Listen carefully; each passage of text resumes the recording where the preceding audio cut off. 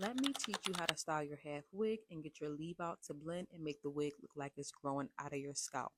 So first, you want to start off by washing the wig. So this is the Icy Hair Half Wig Kinky Curly in 18 inch. Once you have the hair washed, put it to the side. We're going to go ahead and get our leave out together before we start the wig. So first I washed it. I'm detangled and I'm going to go in and add some leave-in conditioner, and then I'm going to section it in two. I'm going to take my favorite mousse and my favorite curl gel to define my leave out. So I'm going to add some mousse, brush it through, add some of the gel to the ends and then throughout. And I'm going to do 2 flat twists on each side of my hair. So you're going to do 2 flat twists, not super tight. This is what's going to give you the curl pattern to match your wig. So as you're flat twisting, you're going to keep going to the end, but you're not going to flat twist or twist all the way to the end. I'm going to leave a little bit out, put some more gel, and then you're going to take a small perm rod and wrap the hair around it. And this is really going to help your hair match the wig.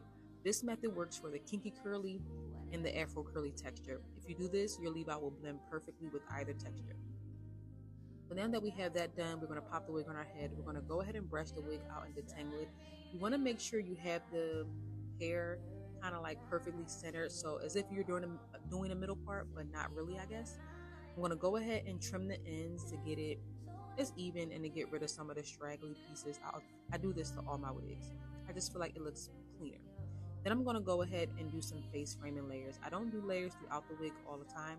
Just a little bit of face framing. I always start at my chin and go down. You don't want to start too high because remember it's curly hair and there will be shrinkage. So you don't want to cut too high or make it too short. So I always start at my chin and angle down. So now that we have that done, we section the hair into 2 sections. Now we're going to define the curls. So section the hair off, and you're going to do this in sections. You're not just going to throw a bunch of product in your hair and hope that it looks good. You're going to section it, detangle it, add some mousse throughout the hair. Then you're going to go ahead and brush the mousse through the hair. Once you brush the mousse through the hair, you're going to take that same curly gel and focus this gel on the ends, only the ends of the wig.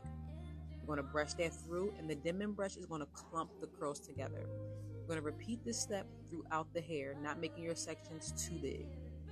Adding the mousse, brushing it through, adding the gel only to the ends. You're going to take the Denman brush to then clump the curls all together. Once you do this, your hair should literally look like this. All your curls should look clumped together. Then you're going to take it and scrunch the curls together. Then you let it sit for 15 minutes and then diffuse. I don't go right in and diffuse my hair right away. I let it sit for about 15 minutes. So now we're here. The hair is pretty much all dry. It's time to take out the flat twist. I always use an oil on my hands before I untwist, and I just start by twisting the hair in the opposite direction before I actually start undoing the twist. I feel like this just makes for less frizz on my leave out.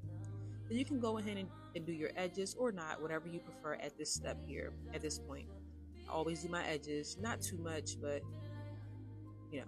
Now this is where all the magic happens. You have to pick your hair, but don't pick it too much because remember, curly hair gradually gets bigger.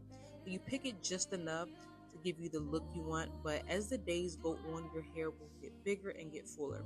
You don't want to over pick because you don't want to have too much frizz. So like I said, I just pick just enough, and just pick to your desired liking. You'll know when it looks good. And this is the final look.